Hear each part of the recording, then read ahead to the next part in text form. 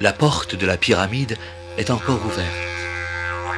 En pénétrant dans la galerie, je retrouve le plaisir de l'exploration et de l'aventure, saveur d'enfance.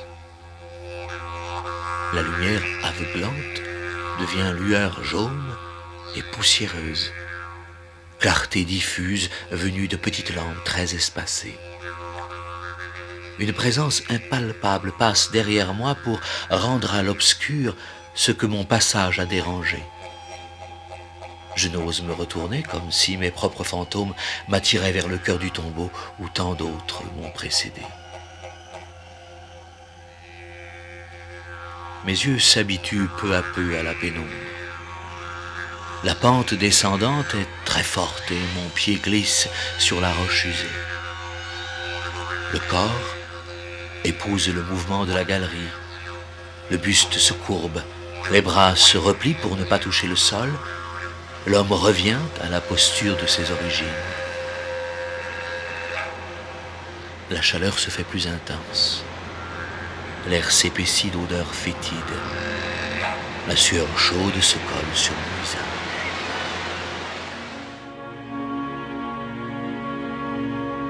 J'aperçois une lueur dans le coin le plus reculé et le plus sombre de la pièce. Image blanche comme en négatif, sa silhouette cassée apparaît, avec ses vêtements flottants et fripés. Mon père hante ces lieux, comme au plus profond de mes nuits. Penser, penser pour soi et s'abstraire de son père, se contraindre à se taire, taire la sensation, perfidie de vivre, taire le cri, éructer, la bouche fermée, n'en pouvant plus de douleur, et s'excuser en silence d'un regard de chien battu vers le maître des lieux. Être sans paraître, disparaître à la vue des autres jusqu'à s'oublier au loin. Et puis, observer le moment où souffle le silence. Coucher le long corps raidi dans l'étroit coffre de chêne verni. L'abandonner à son froid, devenir dans la béance de la terre. Continuer de trembler, l'esprit hanté des longues nuits. Et puis un matin, respirer enfin sans vraiment comprendre. Je reste au fond de la salle, là où flottait l'image. Je suis comme passé à travers sans pouvoir l'atteindre ni la sentir.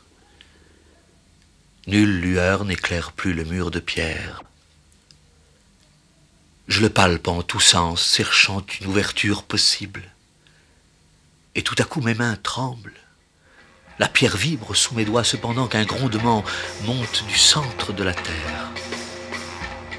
Je bascule sur un sol qui a perdu toute consistance.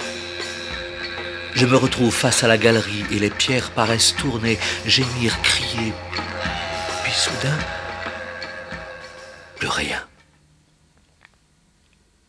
À nouveau le silence. Mes pas s'alourdissent et remontent lentement vers le fleuve, en quête de la source, celle de mes rêves et de mes multiples désirs.